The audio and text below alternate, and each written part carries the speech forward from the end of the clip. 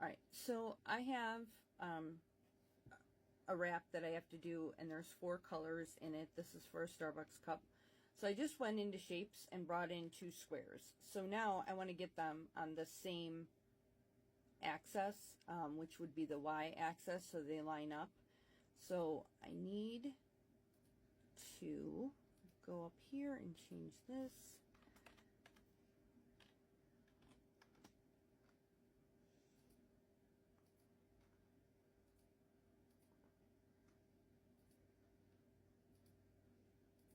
All right, so now I have them all on the same access point. So I'm going to go ahead and group this whole thing. All right, so now I'm going to right click and I'm going to hit duplicate. So I have another whole one here, if you can see. All right, and then I'm going to duplicate it again, and I'm going to duplicate it again. I have 4 layers, which means I need 4 of these guys here. Okay, so now I'm going to go click this layer,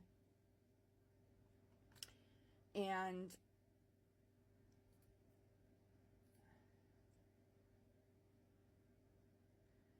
I'm going to go over here to my layers panel. You can see it's got this all selected here.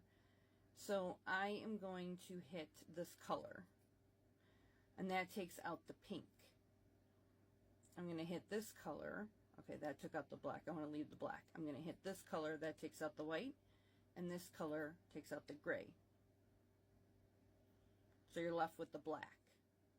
Now, since this is together, you want to come down here and hit attach, and there you go. Now you're going to go to this layer. So you want to take out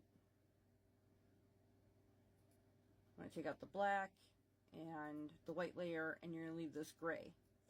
So you're going to come over here and click attach. So the squares are the color that you need them to be. Now you're going to go over here, and you're going to take out the black, and you're going to take out the gray, and we'll take out the pink, and we'll make it white.